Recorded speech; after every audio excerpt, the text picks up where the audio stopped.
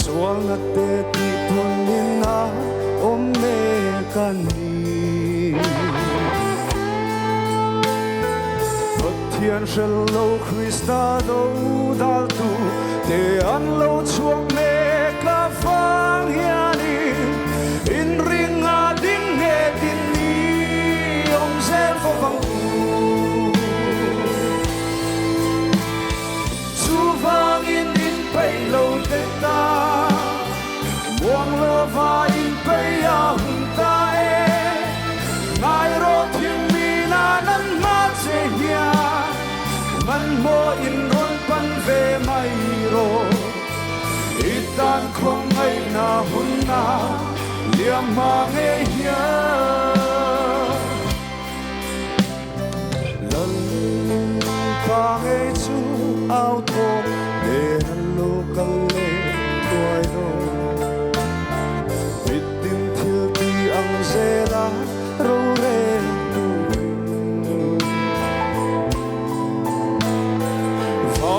trong in to ro rine van tir câu chung nung vero ne ro pui ta kina lo kal le ge lo ni chu vang in pei lo te ta muang lo va in pei a hun ta e ngai ro thiên mi na nan ma che hia man mo in ron pan ve mai ro itan khong ai na hun na liam ma nge hia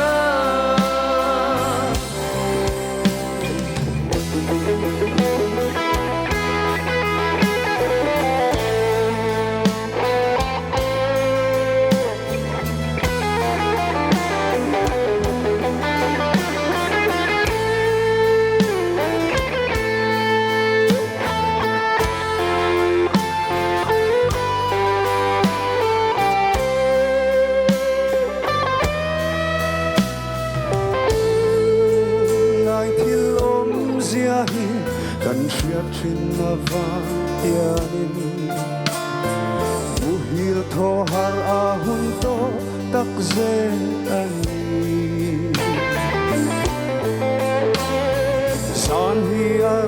lek lek to si a chat tuan khwa va do ta e kan sa te kan lo na ni a lo mai ba e vang in pei lo te ta muang lo va in pei a hun ta e ngai ro thim mi na nam ma se nia man mo in ron pan ve mai ro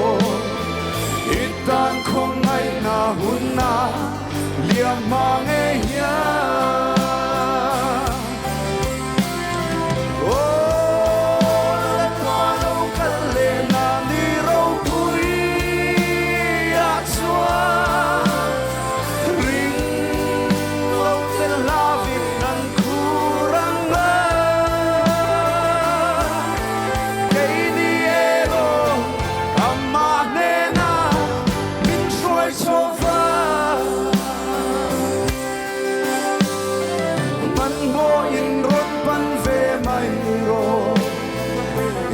itan khong ai na hun na liam ma nge hia itan khong ai na hun a liam ma nge hia